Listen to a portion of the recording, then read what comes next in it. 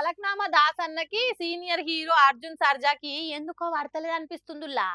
ఎందుకంటే అంటే కయ్యమే, అంటే జగడమే అన్నట్టే ఉన్నదట ఇద్దరి నడుమ. గప్పుడెప్పుడో ఇద్దరు కలిసి సినిమా కూడా చేద్దాం అనుకుర్రు. హీరోయిన్ కూడా అర్జున్ బిడ్డనే. మన దాస్‌కు బిడ్డని జోడించి సినిమా డైరెక్ట్ చేద్దాం అనుకున్నాడు.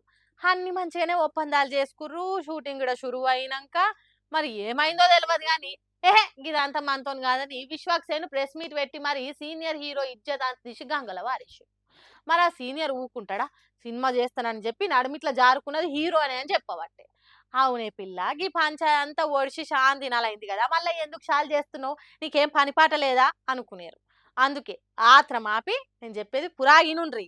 ఇక మన దాసన్న జయనన్న ఆ సినిమాను ఇంకొక హీరోని పెట్టి ఎట్లనో అట్లా కథం చేసిండు అర్జున్ సర్జా.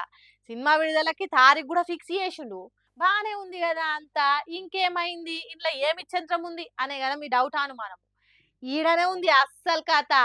సీతాపయనం అనే ఆ సినిమా విడుదల తేదీని సరిగ్గా మన దాస్ ఫంకీ సినిమా రిలీజ్ అయిన ఒక్కరోజు తర్వాతకి ప్లాన్ చేసిండు. అస్సలు ఫిట్టింగ్ పెట్టిండు అర్జున్ సర్జా. చూడురిగా ముచ్చట ఎట్లుందో.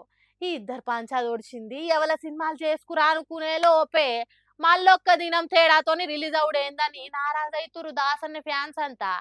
అసలే అనుదీపు విశ్వక్సేన్ కాంబో కోసం వేయి కళ్ళతో ఎదురు చూడబట్టే కామెడీ ఎట్లుంటదో అని.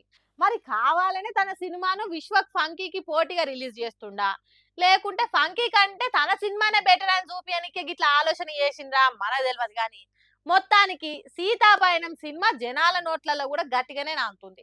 చూడాలి ఎవరు గెలుస్తారో.